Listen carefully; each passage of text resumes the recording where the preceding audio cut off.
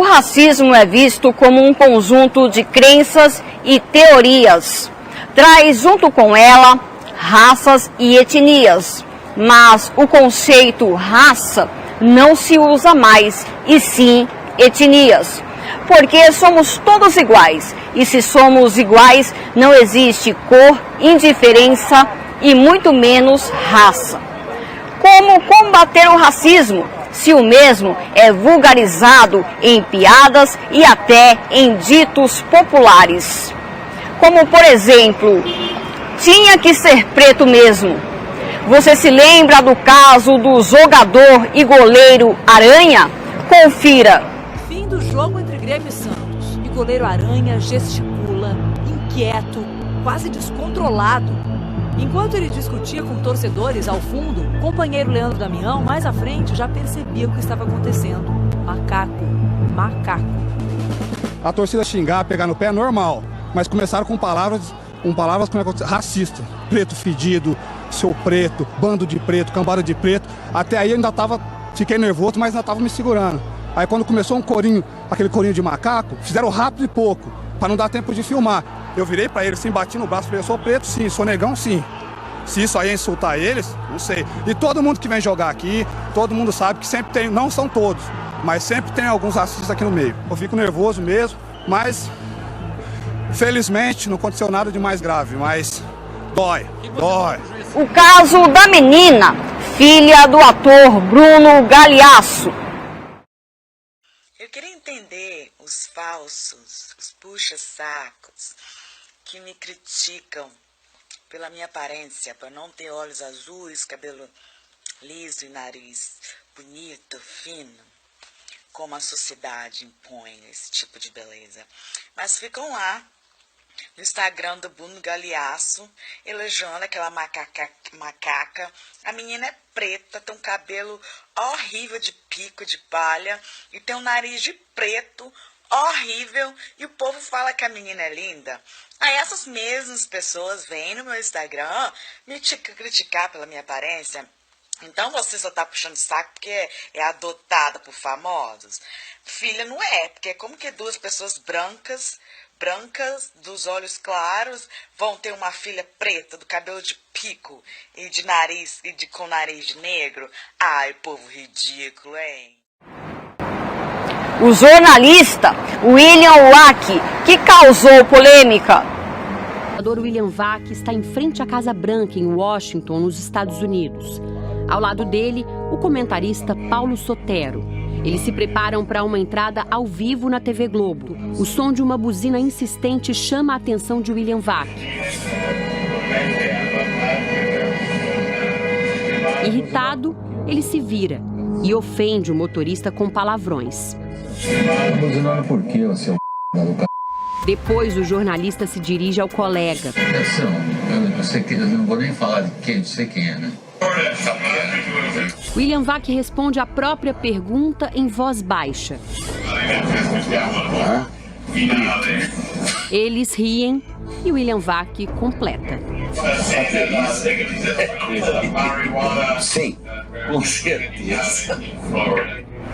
Em uma rede de supermercado Ricoh, um jovem negro de 17 anos foi amarrado, amordaçado e chicoteado cruelmente com fio de eletricidade. Nas imagens, um jovem negro aparece sem roupa e com uma mordaça na boca. Ele está dentro de um quarto onde é chicoteado várias vezes. Simplesmente não atrasar seu lado, não tem que te matar. Não tem que te matar, moleque. Ju Guedes, mais conhecida como Preta Rara. Em 2019, ela desabafou e denunciou em suas redes sociais todas as humilhações que ela passava. Comia resto de comida de seus ex-patrões. A revolta e a dor moral. A reprise da escravidão. O Brasil é o quê? Um país racista? É a Preta Rara que tá falando isso, neném? É, Mas não é só a Preta Rara, não. É a ONU. Se você for olhar a realidade a nível de desigualdade, 70% da população mais pobre no Brasil, que é a população que está em níveis de extrema pobreza, é negra. Desigualdade racial. E aconteceu no Brasil. Em 1890, Marechal Deodoro de Fonseca determinava apenas a entrada de europeus, americanos, entre outros, no Brasil, mas asiáticos e africanos não. Em 25 de maio de 2020, a última frase que ficou muito famosa e conhecida, a frase de George Floyd em meio a pedidos de socorro: "Não consigo respirar". Outra frase que ficou famosa e bem conhecida é do empresário rico de Alphaville. A frase, ele diz o seguinte: "Aqui é Alphaville, mano". George Floyd e o empresário rico, qual é a diferença? Qual é a diferença? Qual é a diferença? Vem comigo, Brasil. Justiça bruta para crimes brutos.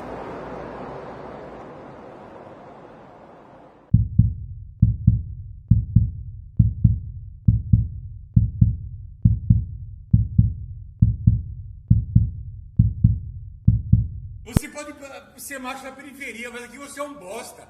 Aqui é Alphaville, mano. Derek Chauvin, ex-policial que matou George Floyd, mesmo que seja condenado, pode receber até 5 milhões de euros durante sua estadia na prisão por conta de sua aposentadoria. O crime de Derek contra Floyd não foi o primeiro. Outros policiais envolvidos no assassinato devem ser penalizados por omissão e coautoria. Os Estados Unidos clamou por justiça. Todas as nações se comoveram. E se Derek obter 40 anos de prisão, ou seja, a prisão perpétua, Floyd foi condenado bem antes que Derek. E o empresário rico de Alphaville, por que saiu ileso? Porque o cenário se modificou. Nas ruas de São Paulo, centro da cidade, opiniões e testemunhos reais.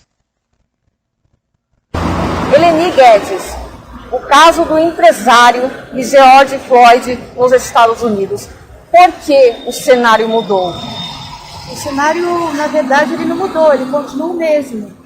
É que o caso do George Floyd, ele explodiu no momento em que as populações mundiais elas estão muito vulneráveis a uma onda fascista mundial, não é só no Brasil, né?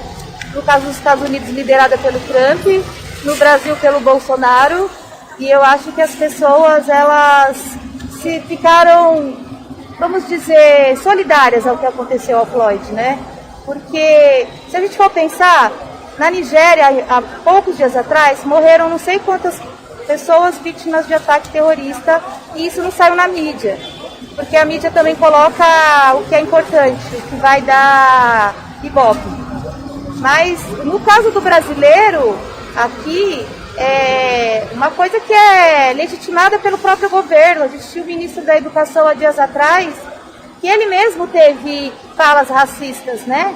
E foi comprovado, estava lá na rede social dele, né? Não teve nem como apagar. Na verdade, quando ele saiu, o último ato dele foi qual? Foi punir, né, os afrodescendentes e mexeram no sistema de cotas. Então a gente tem um sistema aí racista, fascista, que se perpetua, né, e que em tempos é legitimado por governos, né? E eu acho que a questão também do vírus, da pandemia, ela deixou as pessoas um pouco mais solidárias. Não quer dizer que a gente vai mudar tudo, né? Mas nesse momento a gente está mais solidário. Então eu acho que isso pode ter influenciado também a revolta das pessoas lá nos Estados Unidos. Muito embora lá, geralmente, quando isso acontece, sai na mídia, geralmente eles costumam se rebelar. Tem até filme do Spike Lee que mostra isso, né? Não faça a coisa certa. Então eu acho que nada mudou, né? Eu acho que eles estão lá acampados, segundo alguns amigos que eu tenho que moram lá, em Washington, tentando mudar leis que em outros países elas existem, né? E a gente fala tanto da democracia americana, direitos que as mulheres trabalhadoras lá não têm, que nós temos aqui, né? Que a lei lá muda de estado para estado. Então, dessa vez, eles acho que pegaram uma força e falaram, não, nós vamos ficar aqui até isso mudar. Eles não estão mais brigando só pelo que aconteceu pelo Floyd, mas por coisas que estão lá, paralisadas há muito tempo, né? Incomodando a minoria que sofre com esse tipo de leis que não os protegem, né?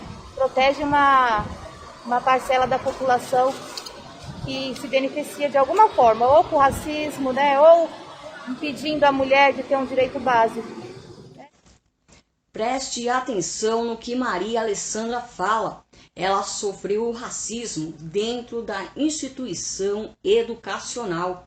Segundo o Instituto Nacional de Estudos e Pesquisa Anísio Teixeira, 1/4 das escolas públicas ou particulares não abordam o tema racismo. No currículo, 4 em cada 10 instituições não pautam o tema da desigualdade social. 52% do total não tratam da diversidade e gravidade do caso. Will Smith, um ator norte-americano, ele disse que o racismo não está piorando, está agora sendo filmado. Fala um pouquinho para mim sobre o racismo. Está agravando muito, né? Porque principalmente já aconteceu comigo o racismo, né? Eu estudava numa escola e uma professora me chamou de neguinha. Entendeu? Isso eu não gostei, mas, tipo, as pessoas acham que relevar é o mais importante. Não, racismo é crime.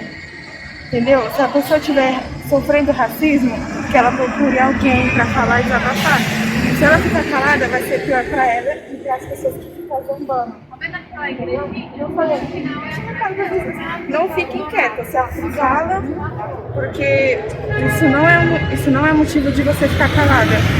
Entendeu? Com mesmo que você... Porque muitas pessoas ameaçam, entendeu? Porque eles sabem que é crime e ameaçam se você tentar. Não fique com medo, conte, procure alguém, desabafe, é sempre bom. Fica só calada. 80% dos brasileiros sofrem o preconceito por causa da classe ou racial. 95% dos estrangeiros sofrem o mesmo problema. A seguir, o homem que revela passar por humilhações constantes. O que é o racismo para o senhor e se o senhor já passou por isso?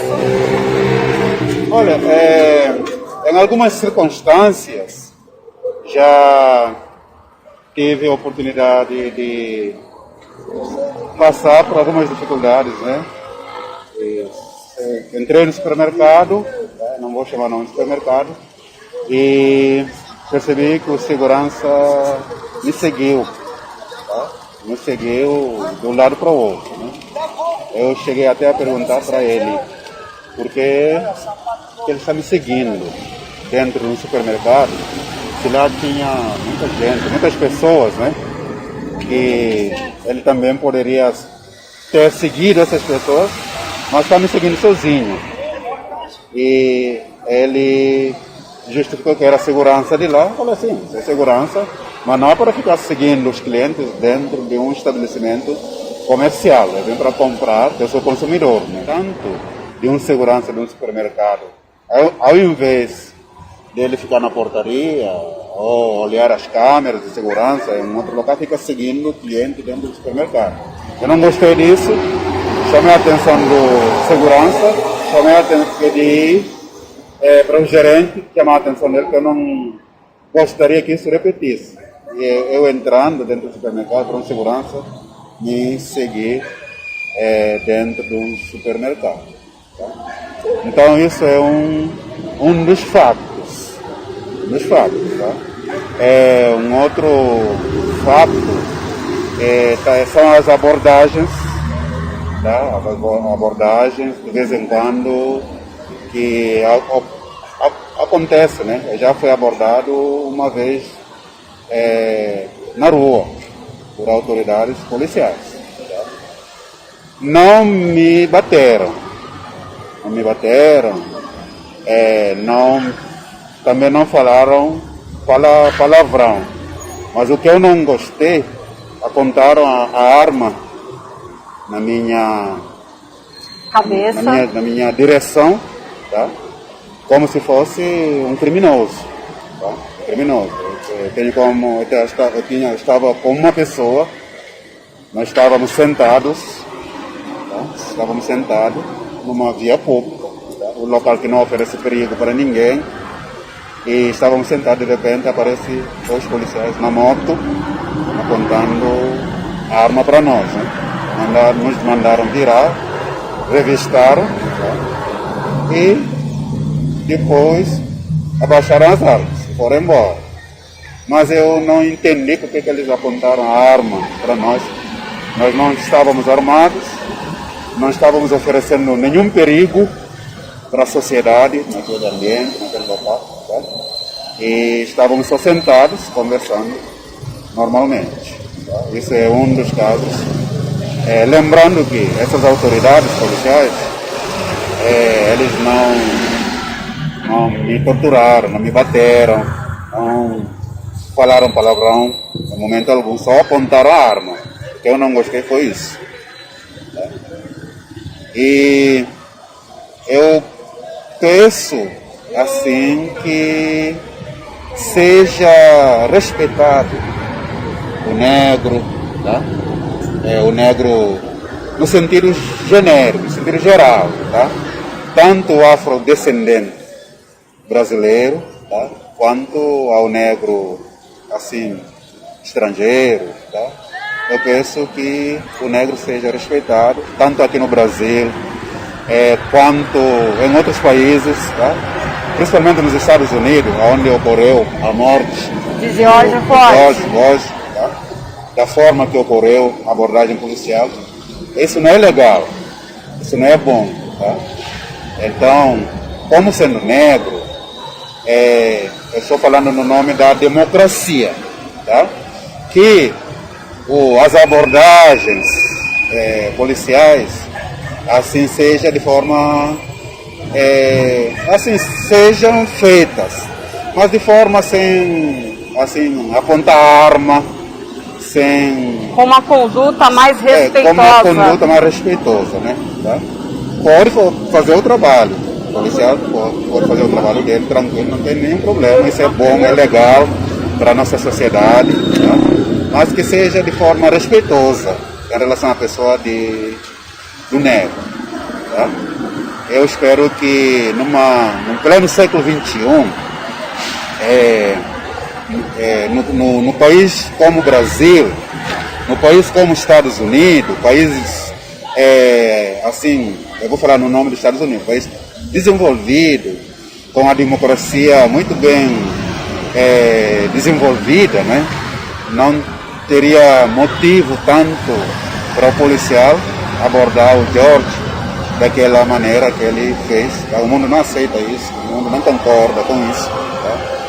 E é isso. Eu agradeço a todos, a vocês. Eu agradeço as pessoas que terão acesso a essa gravação. Tá? Lembrando que nós estamos falando simplesmente de direitos humanos, tá? Que seja respeitado direitos humanos, que direitos humanos não seja violada, tanto para negro, tá? Quanto para qualquer pessoa, também que pode não ser negro, mas principalmente em relação à pessoa do negro, né? Que seja direitos iguais entre negro e qualquer pessoa que tem direito, tanto aqui no Brasil quanto nos Estados Unidos, em outros países, que o negro possa usufruir de seus direitos, de direitos iguais, tá? De acordo com a Constituição Federal, tá? Que diz que artigo 5º, né, da Constituição Federal, que diz que todos são iguais perante a lei, né? Independentemente de nacionalidade, independentemente da cor, independentemente de status sociais, todos nós, perante a lei do nosso país, do Brasil, somos iguais. Então, eu agradeço a todos e muito obrigado. Você já sofreu racismo? Já. Já sofri na universidade, já sofri na escola, já sofri no trabalho. Já. Sofri demais. Nossa Senhora. Desde quando eu era pequena. Só que quando eu era pequena passava despercebido o racismo. Eu não sabia que eu estava sofrendo. De acordo com a fonte Poder 360, em dados de 4 de junho, atualizados em 2020, a polícia dos Estados Unidos matou 1.099 pessoas em 2019. Dessas, 259 eram vidas negras em 24%.